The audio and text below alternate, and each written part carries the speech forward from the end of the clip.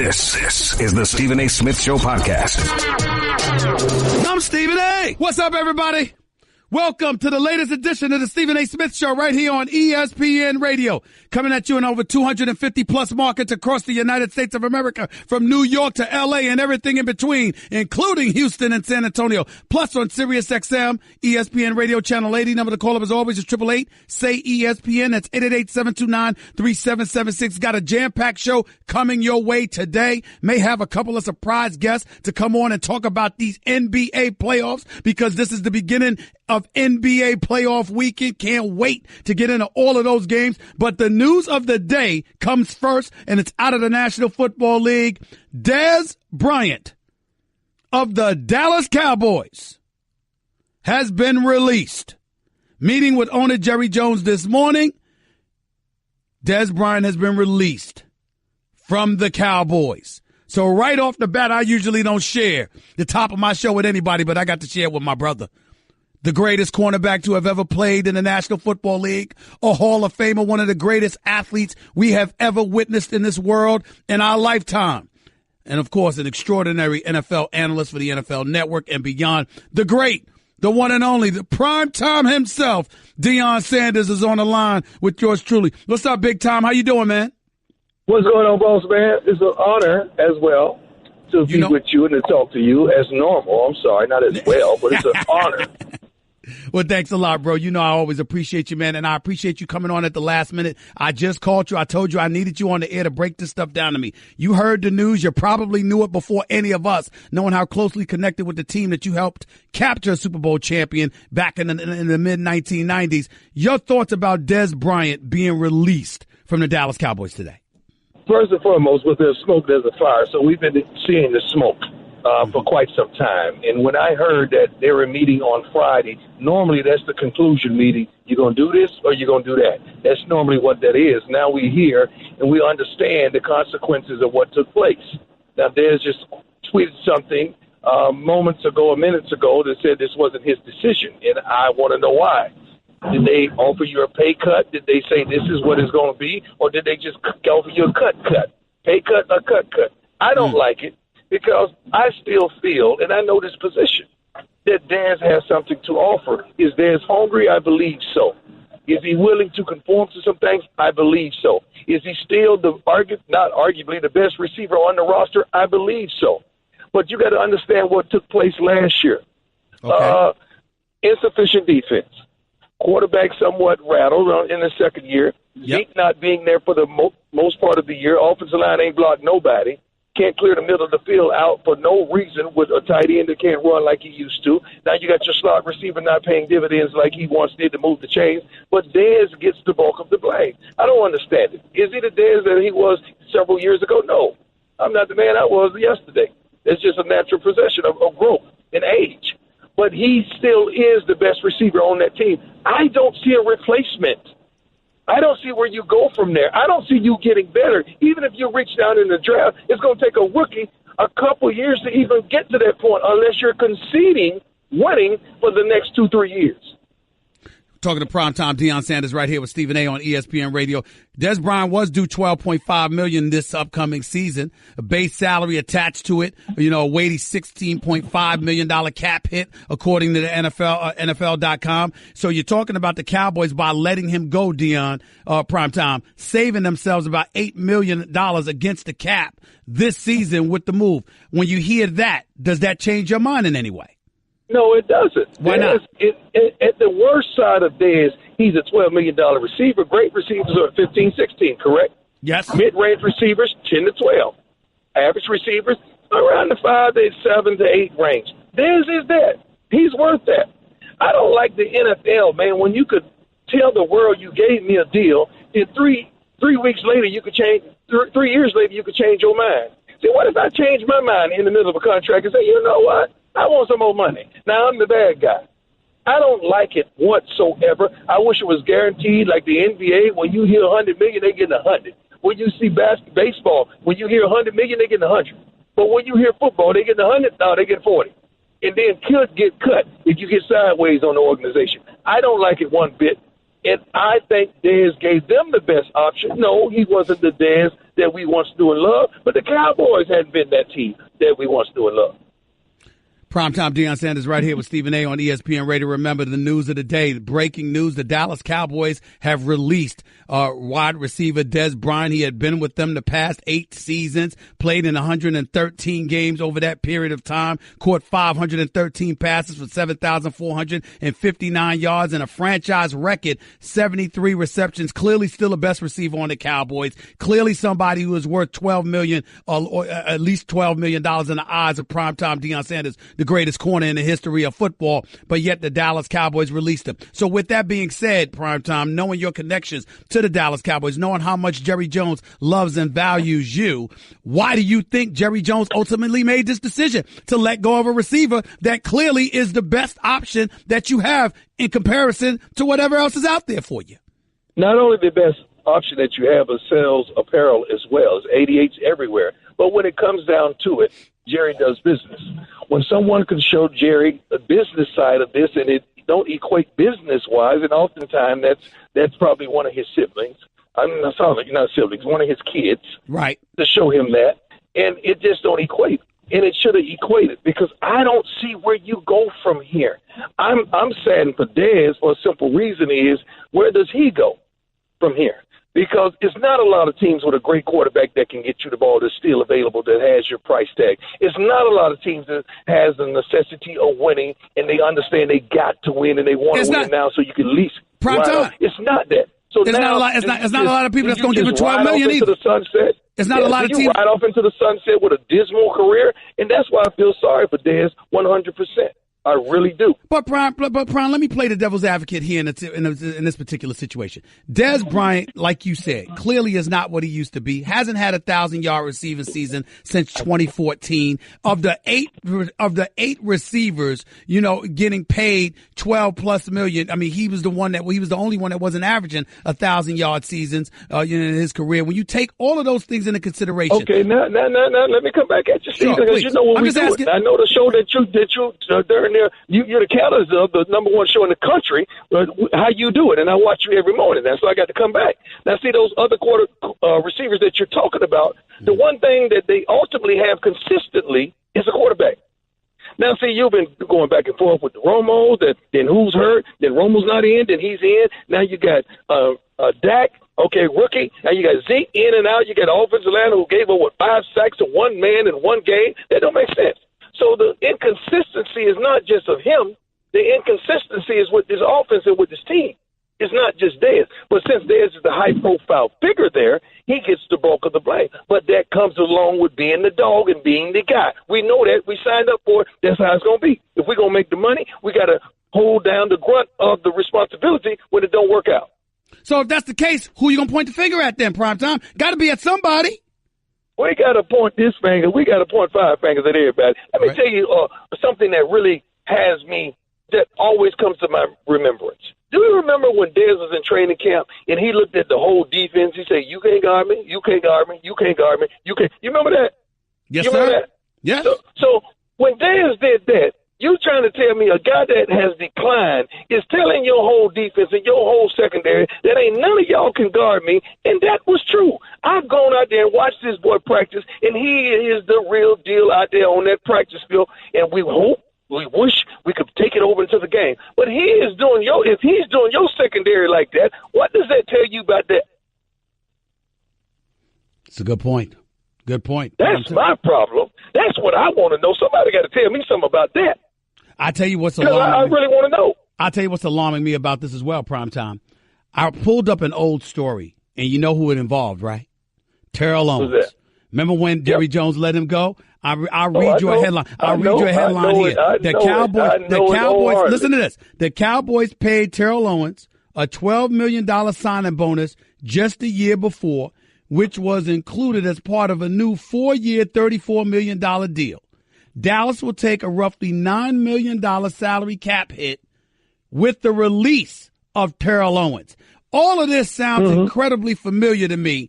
First it was Terrell Owens. Now it's Dez Bryant. What about that element? Does anything about that bother you at all? Same organization. Well, you got to tie receivers. that thread. There's a common thread that's tied to both of those personalities, both of those characters, both of those individuals. There's a common thread tied to that. We know that thread. You could say that thread if you want to, Stephen A., but you know what? I'm not going to do it. This is your show. I'll let you tie this thing up. You know I will let you thread this needle like never before. But there's a commonality that ties that together, those two personalities. Black receivers, relatively outspoken, a bit eccentric in their own ways, speak their mind, but nevertheless find a way to produce and deserve better than what they got. But somehow, some way, the children of Jerry Jones speak up, influence an owner who otherwise wants to keep these guys and convinces Jerry Jones to go in a different direction. Did I miss anything? Well, if I had an organ right now, I would hit that thing like you was in church. Preach, preacher. There we go. Pass the plate. There we go. Oh, by the way, I just learned some additional news that's coming out of ESPN. Dez Bryant was not offered a pay cut. He was just released primetime. They didn't even offer he was him offered a cut. So you gave him a cut. Yeah. We got to validate that now. We got to validate that to see if that was true because that's a tough one. These are insiders for ESPN that have extended this information to me that Dez Bryant was not offered a pay cut at all. He was just released outright. Wasn't offered a pay cut. Wasn't offered an opportunity to take a lesser salary. Now that really sounds familiar to the Terrell Owens situation. It really does.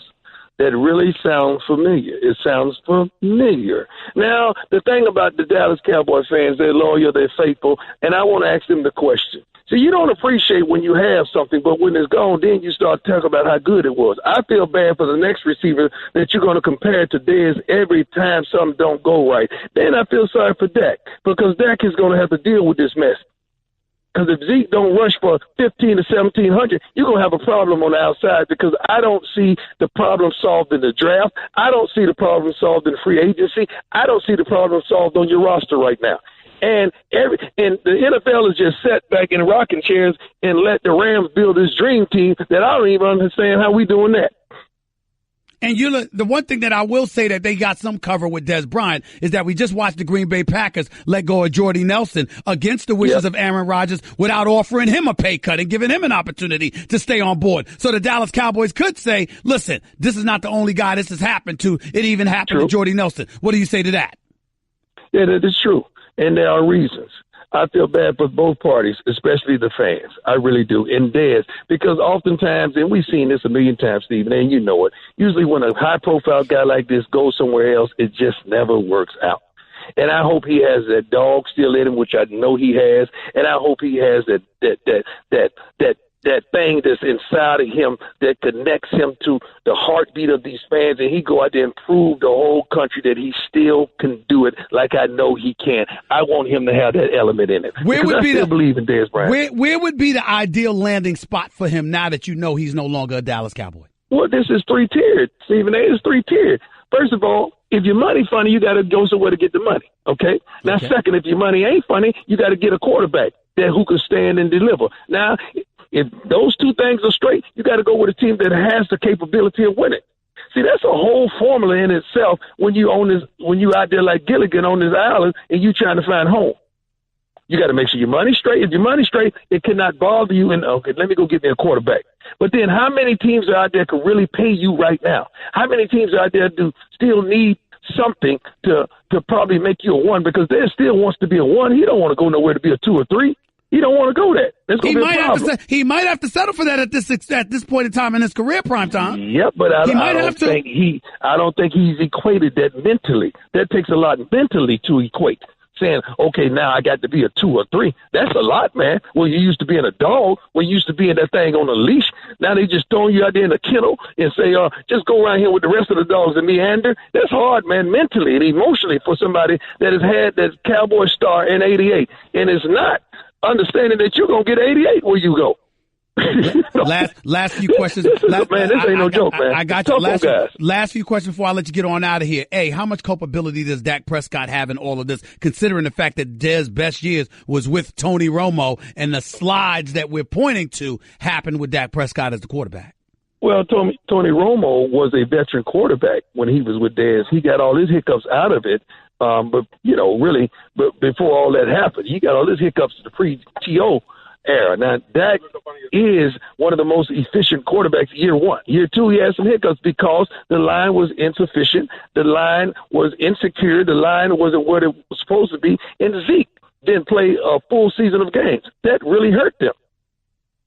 What culpability does Jason Garrett and offensive coordinator Scott Linehan have in all of this? Let me tell you something. Jason Garrett just a year removed from being coach of the year. Now, let's not forget that. Okay. Let's not forget. You don't forget how to coach in a year.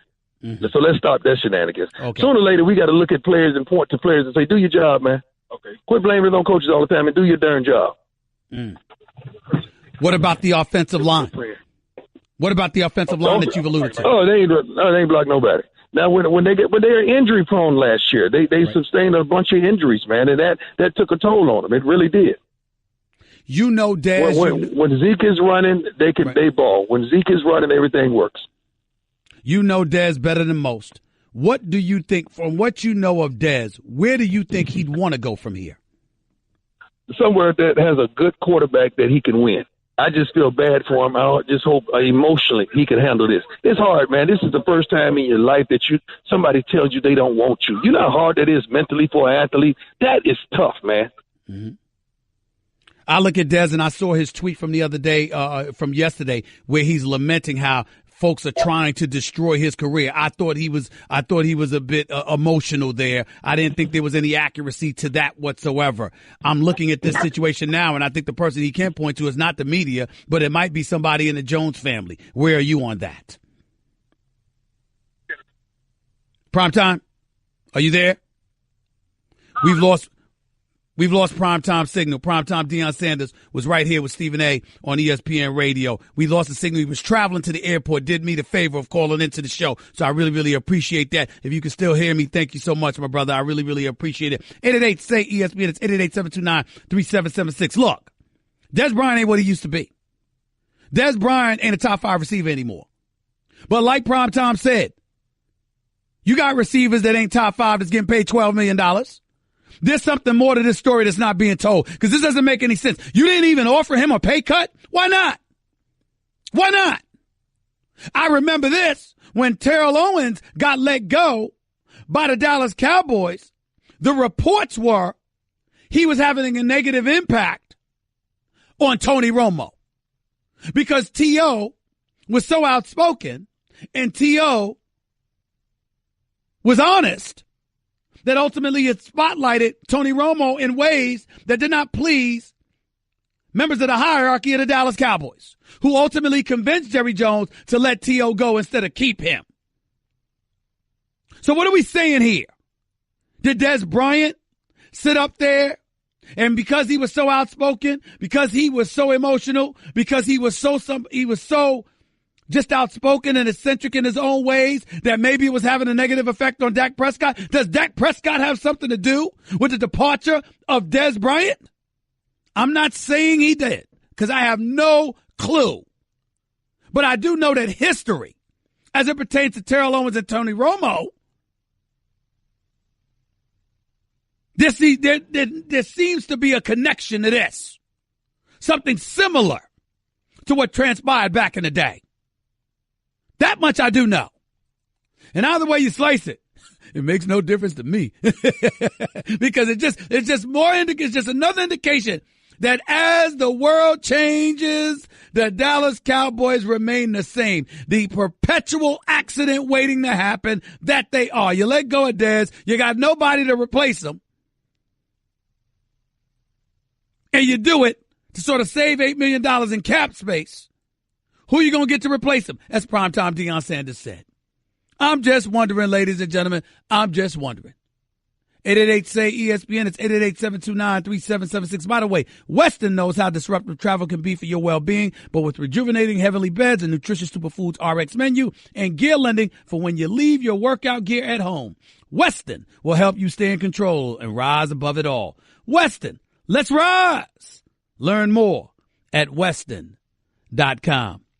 888-SAY-ESPN is the number to call up. It's 888-729-3776. A whole bunch of stuff to get into. The playoffs, the NBA playoffs debut this weekend. We got LeBron in Cleveland going up against Indiana. We got the number 1 seeded Toronto Raptors going up against the Washington Wizards. We've got the Boston Celtics without Kyrie Irving going up against the Greek Freak. That is something that we cannot ignore. And maybe the best series in the Eastern Conference. The Miami Heat and Dwayne Wade will depart from South Beach to the city of brotherly love to go up against Ben Simmons and the Philadelphia 76ers. Joel Embiid is scheduled to miss game 1, but there's hope that he'll be back at some point in time for this series, possibly even as early as game 2. We shall see. Out west, you got the Houston Rockets going up against Minnesota Sunday night.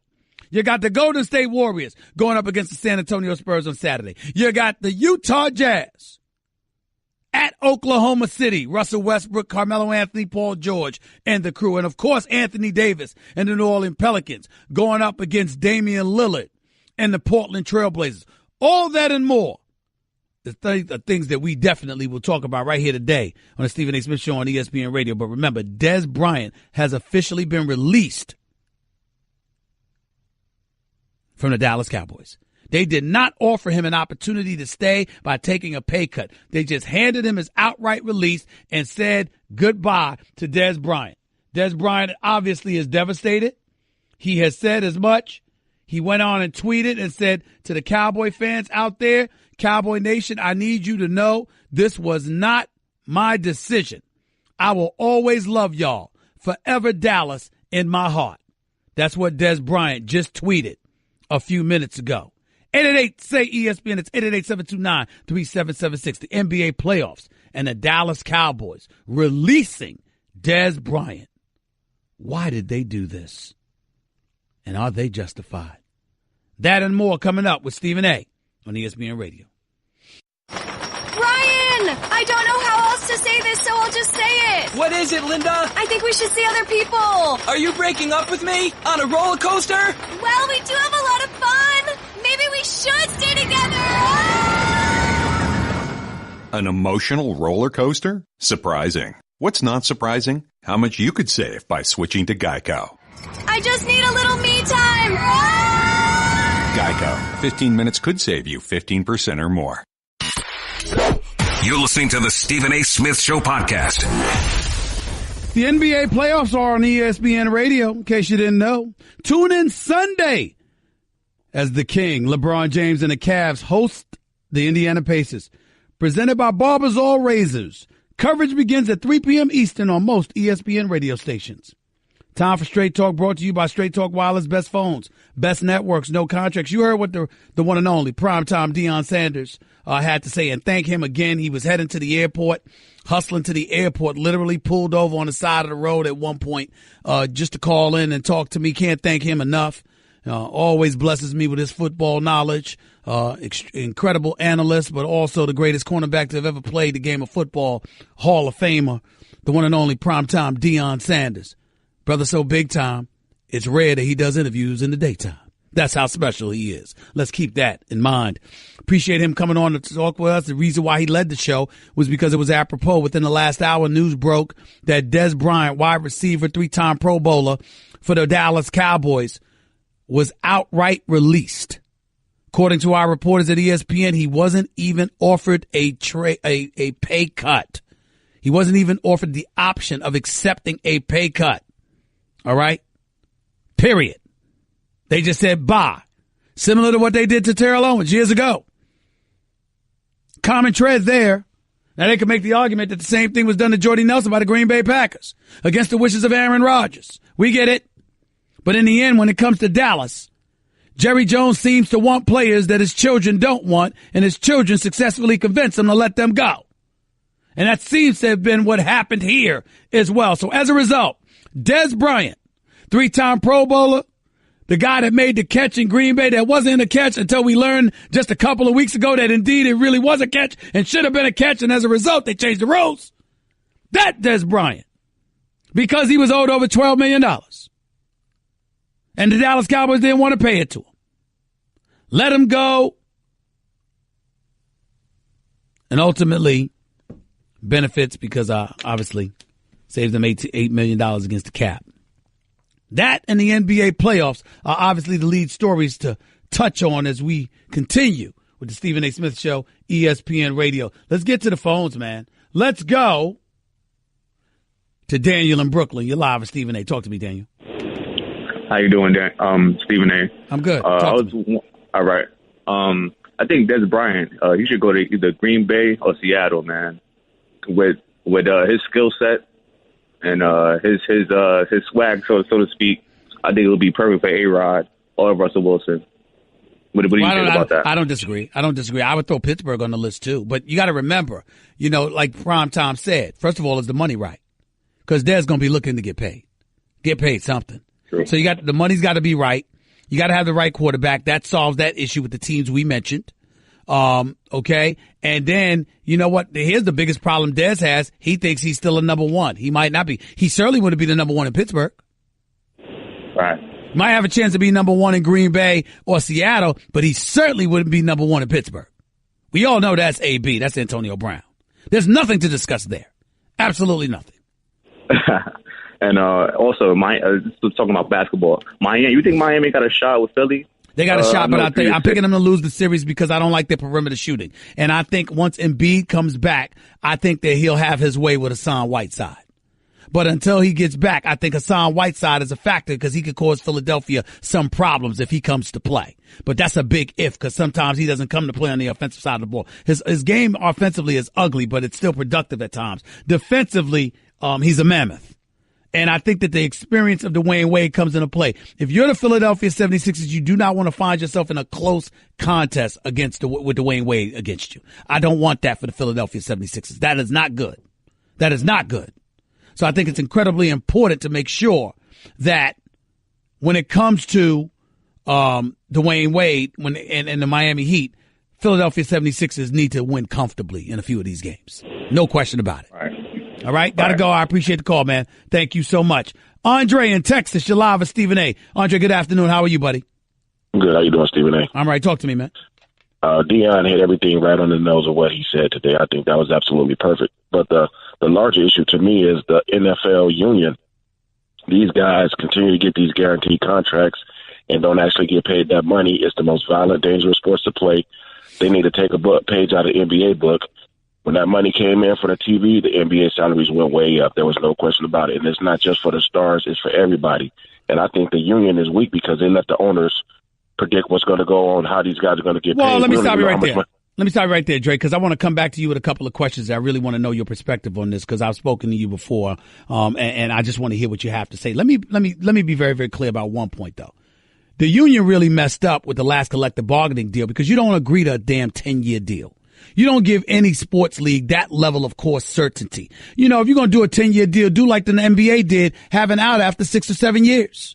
But you don't sit up there and give them a straight 10-year deal with no out whatsoever because they are able to acquire course certainty, particularly with the stipulations and particularly when it cost you over $10 billion, which is what the last agreement did. But having said all of that, I will ask you this point. So many times we often lament the fact that these players, only portions of their deal are guaranteed, etc. But football is incredibly violent. If you were an owner, Dre, do you want to be in a situation where you have to guarantee a player's salary for years when one play could take them out for the rest of the season in such a violent sport? I can't disagree with that part of it, but what I'm saying is that more of the money needs to be paid up front of something because in the NBA, they're getting these guaranteed contracts. In the Major League Baseball, they're getting these guaranteed contracts, and then they cut it down with proration or whatever they do to make the money right. But in football, one play can end your career too. So therefore, if you don't get that guaranteed money, you go out there, you get hurt on one play, you're done, you don't get paid. Right.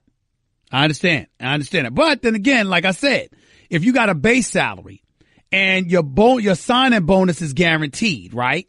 Then their attitude is you are getting money. You ain't on the field being broke.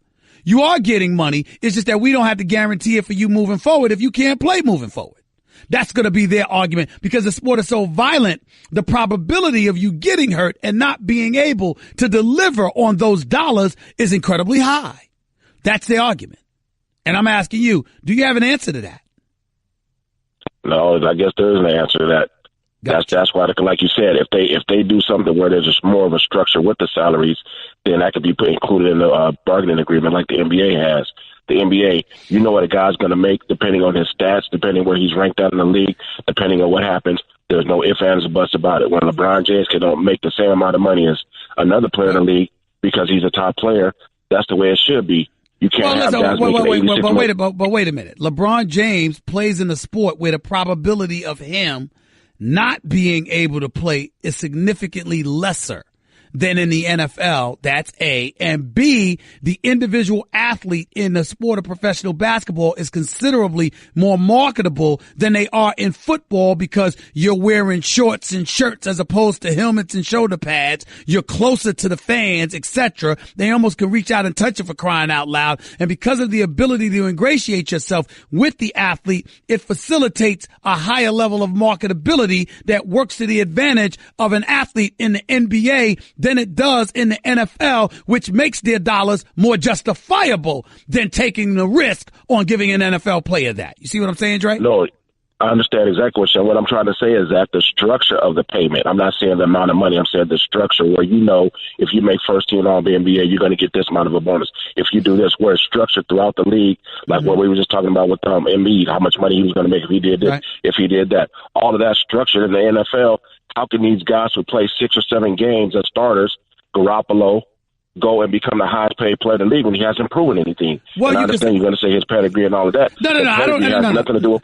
Well, I would say that my answer to you would say it's all about marketability. He landed in the right spot. If Garoppolo was still in New England, he wouldn't have got that money. But the fact that he got traded to a team as desperate as San Francisco and then went there and was undefeated in 5 games, that basically validated in their mind, having him there for the last couple of months, they have enough faith in him to give him that money at the most important position on the field, which they haven't been able to have secure in a very long time.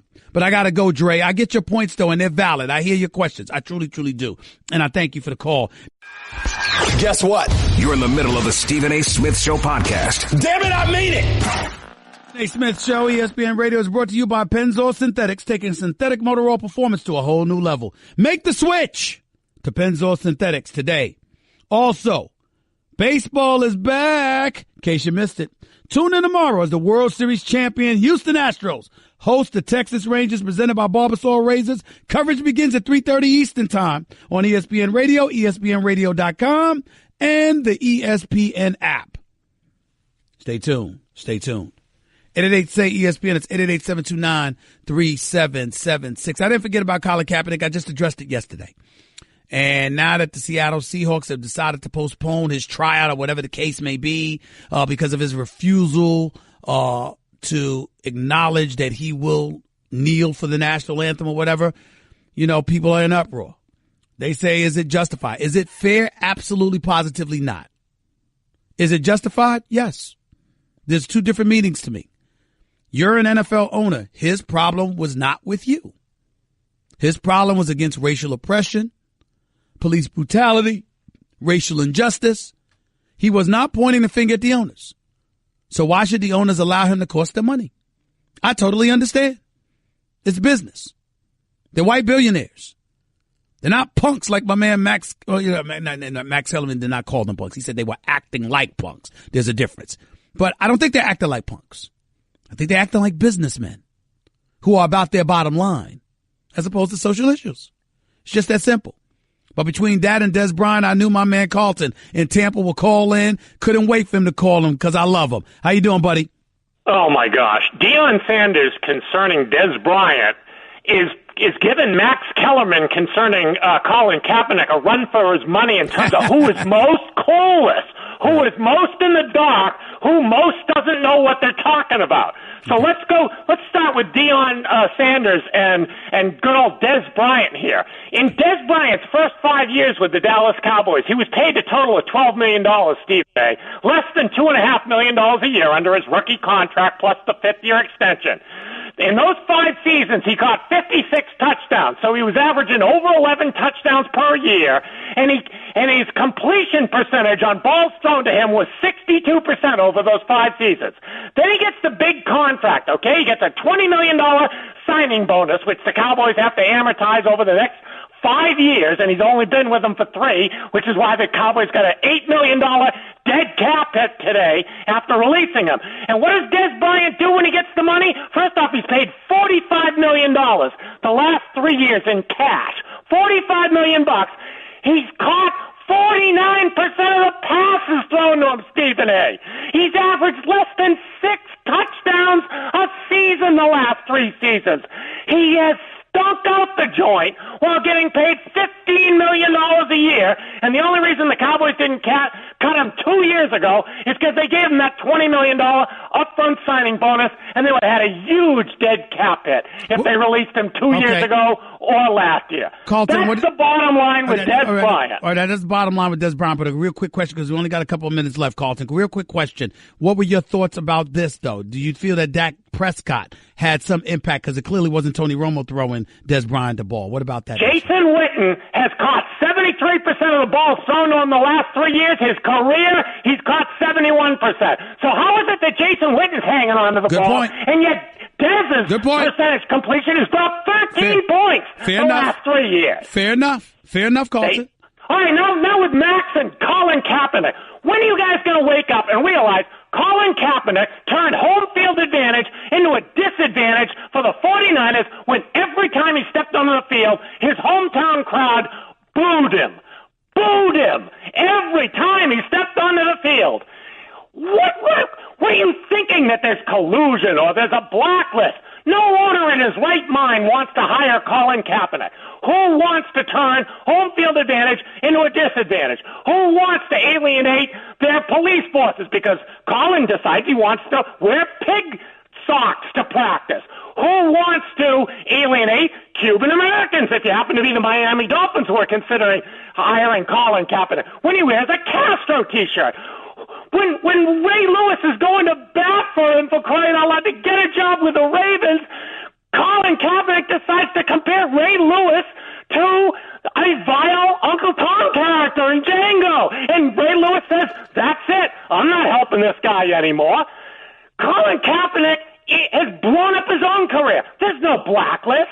It's 32 sensible owners. If I was an owner, I wouldn't touch them with a 10-foot all right, Carlton, but don't be, I got to get ready to go, and I appreciate the call, but don't be too literal with it. When you talk about blacklisted, it's not like, oh, we got to collude to keep him out of the league. You're absolutely right. They don't have to collude because no business, no boss in the position that these owners are in would accept the behavior of Colin Kaepernick. No matter how self-righteous people want to get or how righteous people think he is, if you are a business owner whose priority is your bottom line, you're not going to tolerate that. And that's the point that I was trying to make, which I'm sure Carlton could appreciate. Gotta go. Hour number 2 up next. NFL, NBA in the house. Stephen A.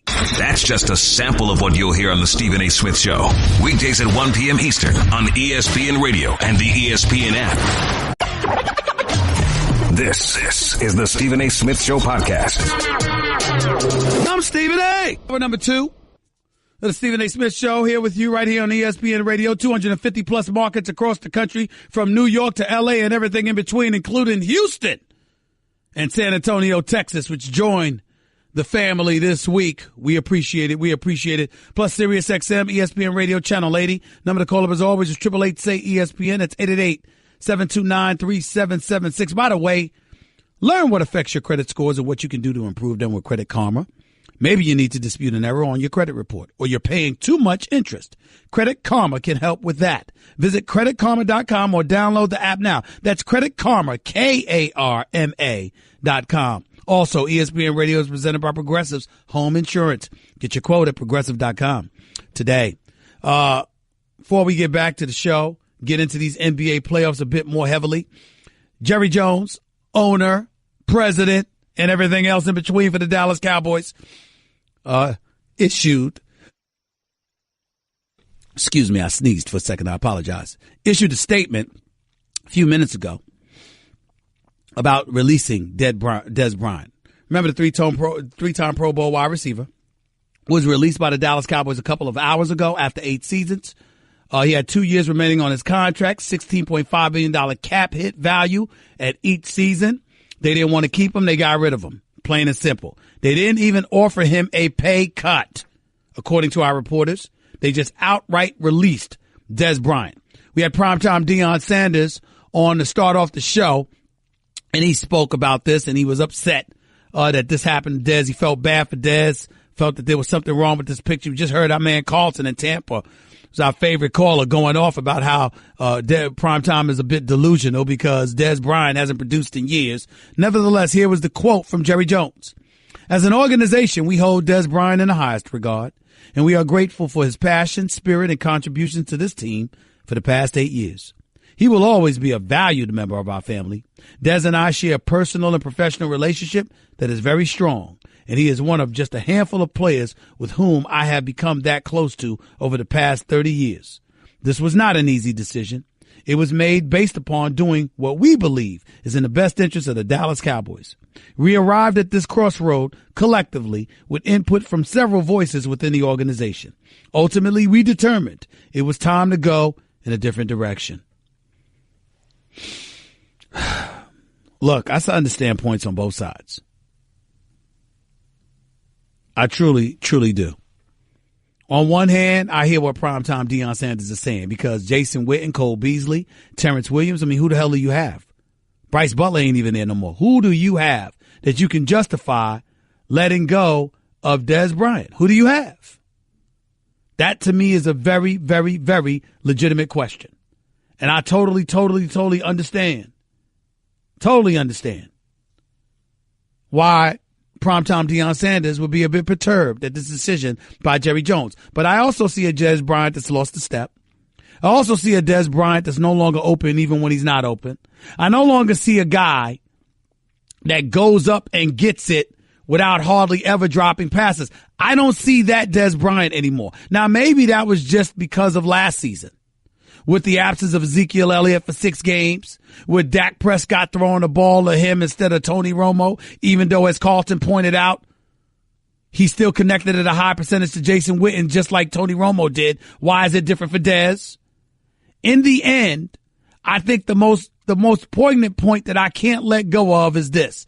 At $12 million, there are a lot of receivers that ain't better than Dez Bryant getting paid those kind of dollars. And if you're the Dallas Cowboys and you don't have a better option,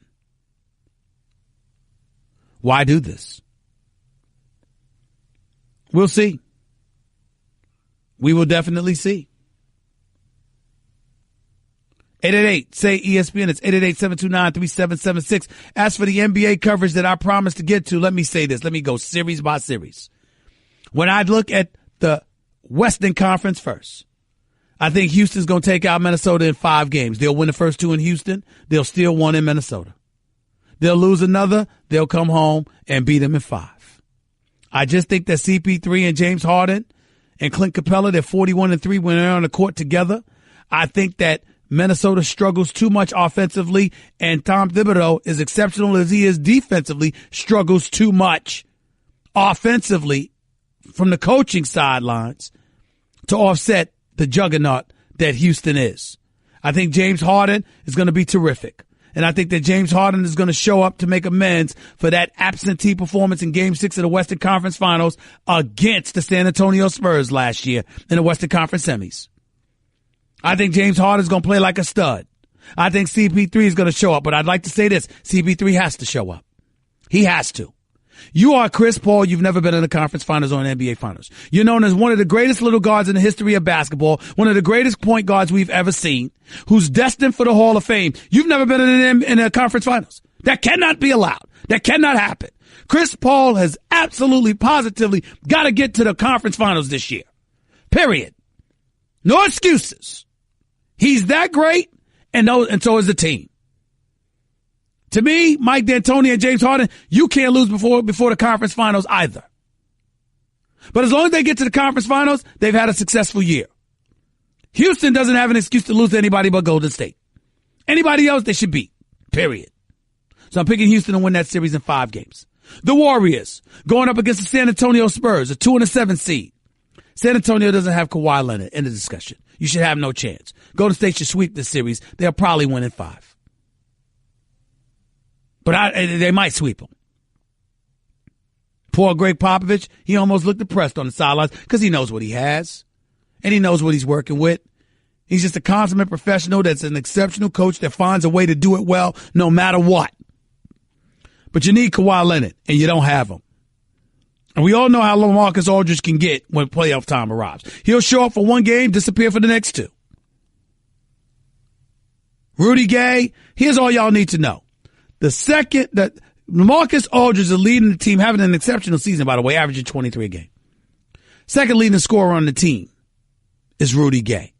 It's really Kawhi Leonard, but since he only played 9 games, his 16 points don't matter too much. It's Rudy Gay at 11.5 points. That's your second leading scorer. This is 27th ranked offense in basketball. San Antonio, they're top ranked defensively, but what can they do? They can't do but so much against Golden State. Golden State should sweep them. They might win in 5, though. You got the 4 and the 5 seed, which is the most compelling series in the West because you got Utah going up against OKC. It's this simple to me. A 7th game would be back in Oklahoma City. I'd give the edge to Russell Westbrook, Carmelo Anthony, and Paul George. That's how simple it is to me. So I'll concede that. Then, of course, you got Portland against New Orleans. I like New Orleans. I like Anthony Davis. He's a superstar. But Damian Lillard and those boys, it's not just about the backcourt of Damian Lillard and C.J. McCollum. It's about how they play together. Everybody else seems to know their role. I predict Portland will win this series in 6 games. Going east, the king, LeBron James, is a 4th seed going up against Indiana, which is a 5th seed. I think Indiana can make this interesting. I think they can win 2 games. But I think they go home in 6. Because, again, Cleveland has LeBron James, and they don't. Oladipo is nice. There are levels to this.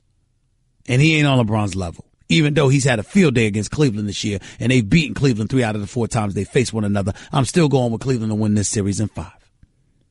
The number 1 seed, the Toronto Raptors, going up against Washington Wizards and John Wall. Ladies and gentlemen, I think this series is going 7 games.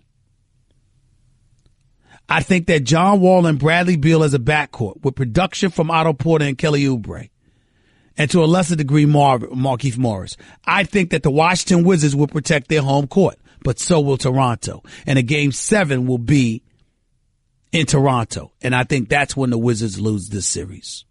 It's going to go 7, but I don't think that the Wizards have the intestinal fortitude to go into another country, Toronto, Canada, and win a game 7 on that court in Toronto. Those fans are great. I think that the Wizards protect their own home turf at the Verizon Center.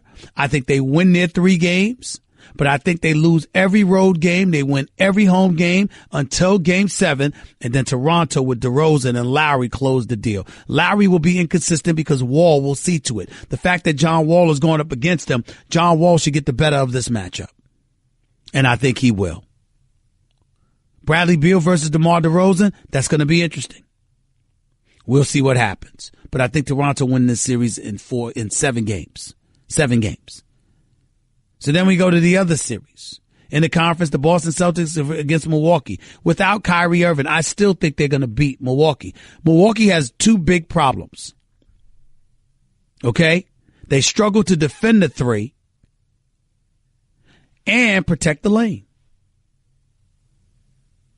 Believe it or not, you can score on them inside and out. And I think that's problematic for them. Not to mention the fact that they're not the greatest they're not the greatest perimeter shooters in the world. And your number 1 option isn't a great shooter. He's virtually non-existent from 3-point range.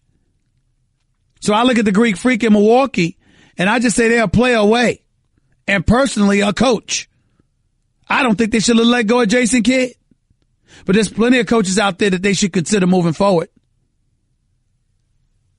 So I look at it from that perspective.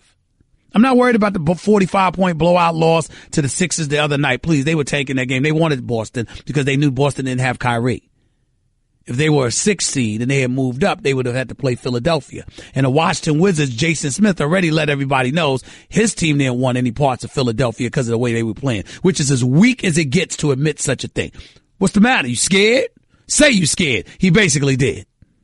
Which is another reason I don't have faith in the Wizards winning that series against Toronto. You wanted them. So this guy, who's a relative bench warmer, gives bulletin board material to Toronto because he's basically saying we would have rather played against them than the Philadelphia 76ers. And Toronto was the number 1 seed. I mean, what nerve? And the Raptors are the type of team that'll make him pay for that or make the rest of the teammates pay for that. So he got that as a problem. That's a problem. But I don't think Milwaukee is good enough offensively. I think they've got the athletes. I think the Greek Freak is a superstar in the making. I think all of those things too. Brogdon could play. Bledsoe's there for a reason. I get all of that, but they just seem to be a player away offensively. And I think Boston is playing with house money because they don't have Kyrie. They don't have Gordon Hayward. And I think they play together. And I can't say enough about Terry Rozier off the bench and how he's performed in Kyrie Irving's absence. So I think Boston's going to win this series. And they're going to advance to the second round. Against whom would depend on what happens against Miami and Philadelphia. If you know anything about me, you know I love me some Dwayne Wade. That's my brother. He's special. And I love the fact that he's back in Miami. And I'm looking at Richardson, and I'm looking at Winslow, and I'm looking at Dragic, and I'm looking at Whiteside, and all of these boys. And I'm saying Miami is no joke. This could have been a 7-game series. It might still be a 7-game series. Here's my problem. I don't trust Miami when it comes to shooting the basketball. From the perimeter, I don't trust them. And the way that I've been watching the Philadelphia 76ers shoot this basketball, it has been something to behold. Redick, McCollum, Covington, Anderson, Bellinelli. I mean, they got shooters all over the place with Ben Simmons leading the way. And I don't think for one second that Joel Embiid is going to stay out because he doesn't like Hassan Whiteside too much. Hassan Whiteside doesn't like him too much. They've been talking smack to one another. And that eye socket fracture, that orbital fracture that he suffered from that head collision with Markelle Fultz, the number 1 overall pick in last year's NBA draft, who was gone for the first 69 games of this season pretty much, who has shown up and has shown out in the short stint that he's been on the court, proving to us all the brother can play.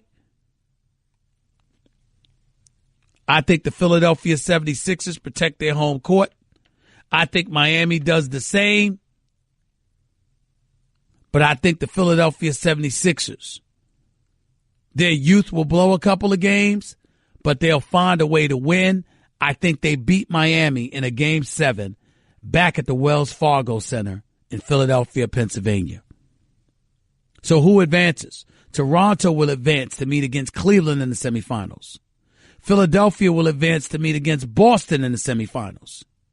Houston, okay, they'll advance to meet Oklahoma City in the Western Conference semifinals. Portland will advance to meet the Warriors in the Western Conference semifinals. That's what I see. That's what I'm breaking down. 888-SAY-ESPN. It's 888-729-3776. I've talked about Kaepernick. I've talked about Dez Bryant. I've talked about the NBA playoffs as well. Let's get to the phones. James in Jersey. You're live with Stephen A. What's up? How you doing, Stephen A? I'm all right. Go ahead, bro. Okay. Here's my thing, Stephen A. I respect you, and I appreciate your position on the owners. But the NFL is not a traditional private organization. The NFL is a government-sanctioned monopoly. So they're subject to more public scrutiny. Therefore, with Kaepernick, I don't think that it's just a matter of the money situation because, you know, this is basically, like I said, it's a government-sanctioned monopoly, which means that the government is supposed to have oversight there. And they're not supposed to allow something like this to go on. Something like what? If you look at, I was watching The View this morning, and one thing that they said that made sense, I think it was Joy. She said that this goes back to Muhammad Ali. Mm-hmm. I mean, I'm too young to remember that, but Ali took a stance that at the time he was vilified for, but now he's a hero. They look at what he did, the sacrifices he made, and he's looked at as a hero. Well, first of all, whether he was looked upon as a hero or not, and I certainly know he was looked upon as a hero to us, I will tell you that has nothing to do with the price of tea in China. The fact of the matter is they still had stripped him of his boxing license. He still had to go to the Supreme Court to fight it. He was still denied the opportunity to fight, for years. And if you recall, he was the champion. And so when you consider the fact that he was the champion and he was stripped of this for something that was non-boxing related, that's different. Not to mention the fact that boxing, for all intent and purposes, is an individual sport. Nothing collectively bargaining than that. As it pertains to the NFL, yeah, there's a collective bargaining. But guess what? The Players Association, which represents the players, James, I spoke to some officials there in the last couple of months. They've said they have repeatedly tried to intervene and join with Colin Kaepernick and help him, and he has refused their help in every way through his attorneys. He doesn't want them involved. He is operating as an individual. Not to mention the fact that when he takes a knee and he does what he has done as a protester, while most of us can applaud his rationale and reasoning behind the protest and actually applaud him for it and revere him to some degree, the NFL owners are under no obligation to do so. Now, it's illegal to collude with one another and conspire to keep him out of work. But if each individual as an individual decides as an owner, I don't want him on my team because he's going to compromise my bottom line, they have a right to make that decision as bosses. And that's where getting the government involved is incredibly tricky. I agree with you to that extent, but I mean, if Kaepernick has a angle that he's following, I think that we should respect that because maybe we don't know what the Players Association is suggesting that he does. Well, my problem with your argument is that I don't recall anybody disrespecting Colin Kaepernick. Nobody said he's an idiot. Nobody says that he doesn't know what he's doing. A matter of fact, Colin Kaepernick deserves to be applauded because clearly he's made the decision. It's a sacrifice he's willing to make. The people that are outside of Colin Kaepernick are the ones that are making arguments for him. Colin Kaepernick's position is fine. I know that I'm going to be pushed out of the league, but I'm going to fight because I believe I'm right. And no matter what it costs me, it's clearly a fight that I'm willing to have, no matter what it costs me. He's clearly making that decision. So I applaud him for it. He's not oblivious to the consequences of his actions. Why do we need to act like we're oblivious to it? At the end of the day, James, what it comes down to is that owners are about their money. They're white billionaires who are about the business of the bottom line. He never pointed the finger at them when it came to his issues of racial oppression and inequality and police brutality. So an owner is perfectly within his right to say, all right, then, well, since this has nothing to do with us, why the hell are you doing things that's bringing attention to our brand, knowing it's going to compromise our bottom line when we were not even the ones you were complaining about? They have a right to ask that question. And I think it's a very legitimate question. I agree with you on that, Stephen A. But what I'm saying, my argument here is that what people are arguing that the NFL is losing so much. But, I mean, attendance is not down. Well, it's debatable. That's what they're saying, James. They're saying attendance was down. Their ratings were compromised. That's what they're saying, James. Colin Kaepernick. That doesn't have, that's not... And their argument is that more than half of their fans, and that's not true. It's not more than half of their fans. Hold on, wait, James. How do you know that? See, I'm not saying that you're wrong. I'm saying you can't sit up here and act like you're definitively right. You're not an owner. You don't get the spreadsheets. You don't get the financial data. It's their money. They're telling you they're losing money. How can you refute that? I can't refute that they're losing money, but what I can refute is that half of the fans have abandoned the sport. Yeah, but wait a minute. If they're saying to you that they're connecting the dots and they believe that there's a correlation between the protest, the president ultimately getting involved, using it as an excuse to get exact a personal vendetta against them because they wouldn't let him buy into the league when Donald Trump wanted to buy the Buffalo Bills back in 2014. And they're making the correlation and they're pointing to the protests provoked by Colin Kaepernick. And they're saying that contributed to our bottom line losses. How are you or me in a position to say that's not true to them? How can we say that? Well, what I can say is that they're exaggerating. I mean, the sit-ins, I'm sure, cost the businesses that got sat into money, but that's part of social change in this country. That's what brings about social change. Time out. But no. I'm not going to let you get away with that because that's irrelevant. And the reason why it's irrelevant is because it's irrelevant to them. They're the businessmen with the money and the power in the National Football League. And they're saying they have a right to not want somebody on their team who they believe will compromise their bottom line. We don't have to like it. We don't like it. It's wrong, but that's from an emotional perspective. If they're saying it don't have anything to do with emotion, it's about business and he's not good for business. I don't know of any boss who would deny that they have the right to make that call. It's just that simple, James. I got to go.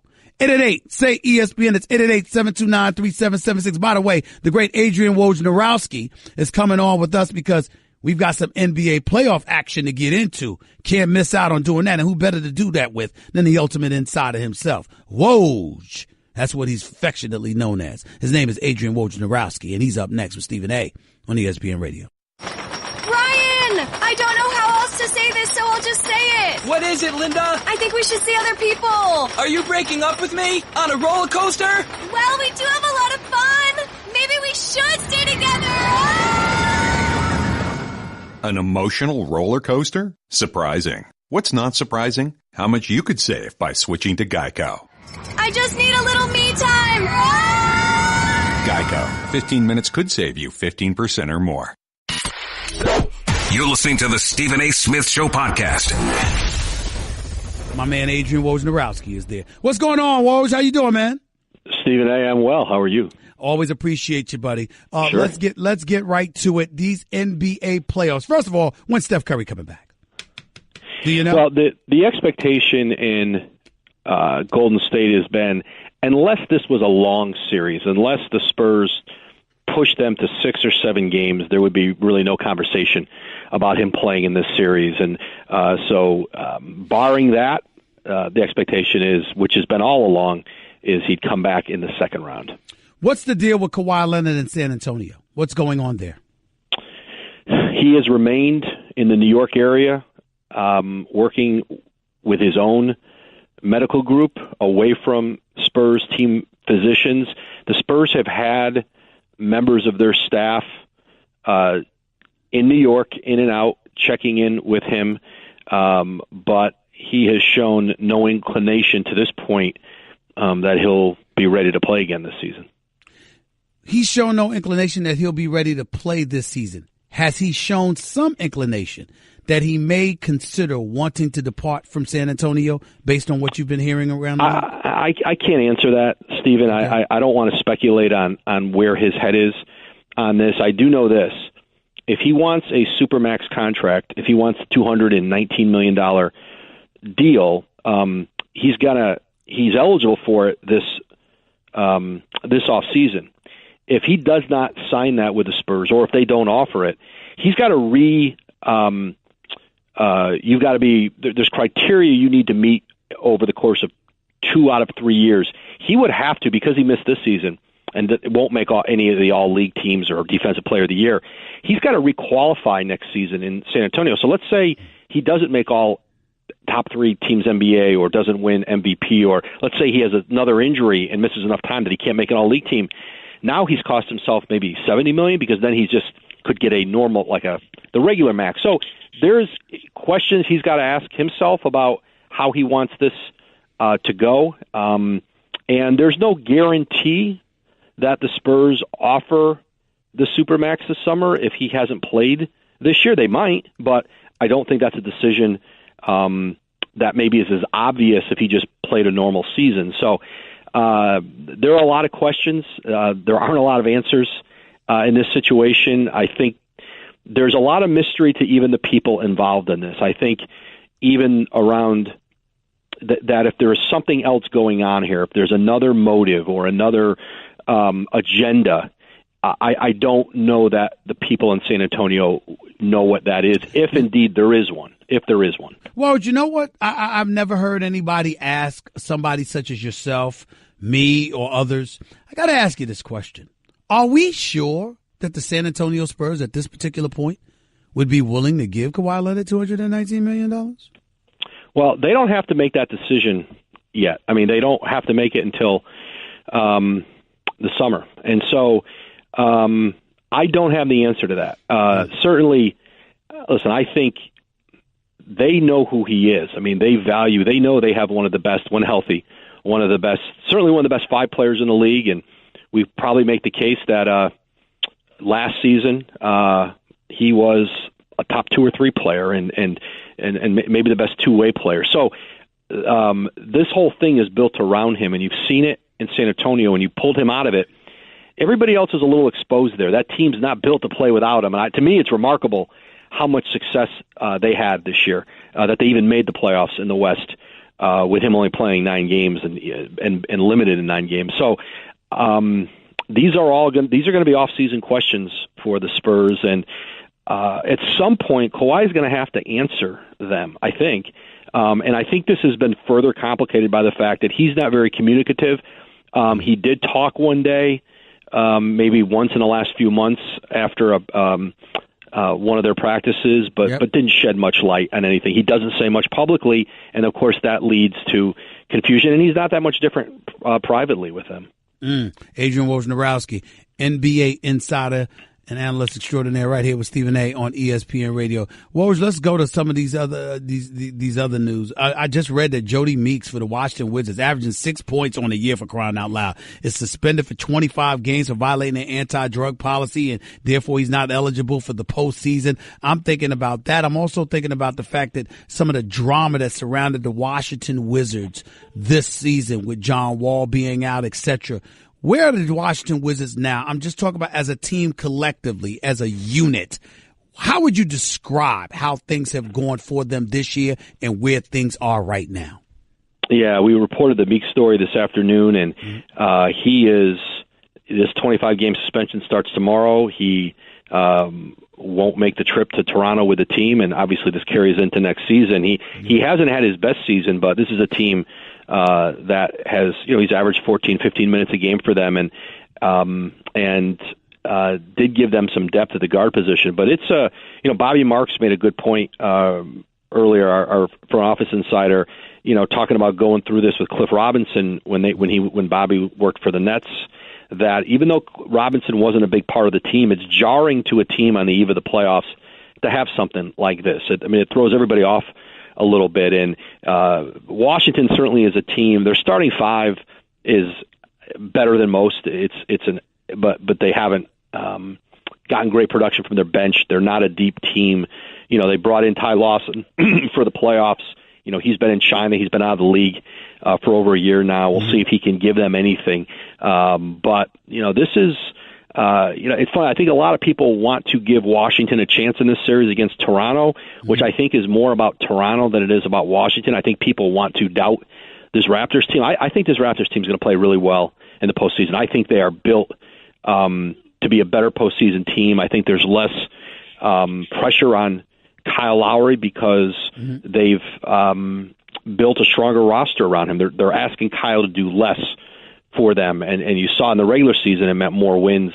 He played fewer minutes, took fewer shots, and the team won even more. And I think so. I like Toronto certainly in that series, but for Washington, this has been an uneven season. I think it's and certainly the chemistry issues. When John Wall went out, clearly there was some acrimony, might be a strong word, but clearly there was some friction there in the locker room and with how people talked, how they acted with this. He came back. They're always a very combustible group. Hey, Before I let you go, Woj, last quick question about Paul George and the Oklahoma City Thunder. They're going against Utah in the first round of this series. Obviously, all eyes are on Paul George because he's going to be a free agent this summer. We're looking at Magic Johnson and Rob Pelinka addressing the Laker media. Obviously, in the aftermath of their exit interviews, now that their season is over, Magic Johnson needs to try and get his hands on one of these marquee free agents this summer, and Paul George is a target, clearly. What do you hear? What are you hearing about Paul George and the Oklahoma City Thunder? The one very consistent thing around Paul George all season has been he has really liked playing in Oklahoma City. He's liked the organization. He's liked playing with the group they have there. And, certainly I think the playoffs will be a factor in this and how this group, I think that's a really tough series for them with Utah. The playoffs often can dictate how you feel leaving the year and how you project things could be. But I think everything Oklahoma City hoped it could do by using the season as its recruiting pitch to get a free agent that they wouldn't have otherwise been able to get if they were just out on the market. They knew they had to sell him. The Lakers could tell, this is how they felt in Oklahoma City. The Lakers could tell him what it would be like. Yep. Oklahoma City's been able to show him. And I don't, listen, he's got a decision to make, and I don't know that he's made it, but I think Oklahoma and they're in this, and he's been very publicly praiseworthy of the organization and the group, and I think it bodes well for OKC. Last question to you: what's going to happen with the New York Knicks now that Jeff Hornacek has been fired?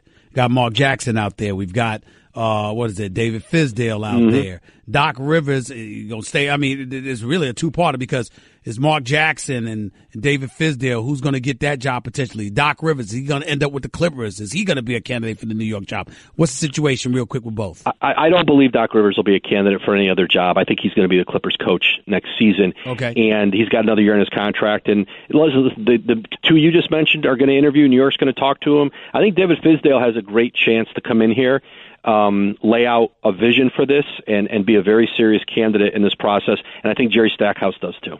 You ain't going to say David Blatt, though, are you? Blatt will be a candidate. He was a candidate last time. Remember, Steve Mills. They go a long way back. But I do know this. Steve Mills isn't going to – I don't believe Steve Mills is going to ask Scott Perry to have a coach he's not comfortable with. So Scott, David Blatt do not have much history, don't know each other well. They would have to get to know each other a lot better if that were to happen. Gotcha. Adrian Wojnarowski right here with Stephen A. on ESPN Radio. Appreciate you, buddy. Have a great day. Enjoy Stephen, have a great weekend. Thanks for having me. You do the same. Guess what? You're in the middle of the Stephen A. Smith Show podcast. Damn it, I mean it! Back to the calls we go before we get on out of here. Chris in L.A., you're live with Stephen A. Real quick, Chris, go. Real quick, Stephen A. I agree with you on all the series except for the New Orleans and Portland. I got New Orleans winning that one in 7. I think Anthony Davis is too much, and I think the savviness of Drew Holiday and Rajon Rondo will be able to hold up against Dame Lillard and CJ McCollum. You know what? I don't knock that pick, but I tell you this much: if Rondo wasn't going against Damian Lillard, you'd have a point. But Damian Lillard and CJ is why I got a problem with that. That's why I picked Portland in 7. Okay, 36 and 12 from Davis knows what he averaged. I got you. We know he's big time, no doubt. Let's go to Jeremy and Yonkers real quick. You're live with Stephen A. Go ahead, Jeremy. Good afternoon, Stephen A. How you doing? I'm all right. You only got a minute. Go ahead. Yeah. What do you feel is the possibility of a Portland-Philadelphia finals? About 5%. About 5%. Portland would have to get through the Warriors and Houston. Okay, and if you are the Sixers, you got to go through LeBron. I'd give it 5%. No better than 5%. But I got to tell you, I can't wait. Because after how ticked off and depressed I was for last season because Kevin Durant just took all the suspense away because obviously nobody was going to beat the Golden State Warriors last year. This year is electric. There's several teams that you got to look at. Houston and Golden State in the West. Can't ignore Portland or OKC either. And in the East, you got LeBron, but you also got Toronto, and you got Philadelphia. To me, the only team that will stop Philly is LeBron James. That's it. NBA playoffs are here, baby. I can't wait. Talk to you Monday. Peace and love. That's just a sample of what you'll hear on the Stephen A. Smith Show. Weekdays at 1 p.m. Eastern on ESPN Radio and the ESPN app.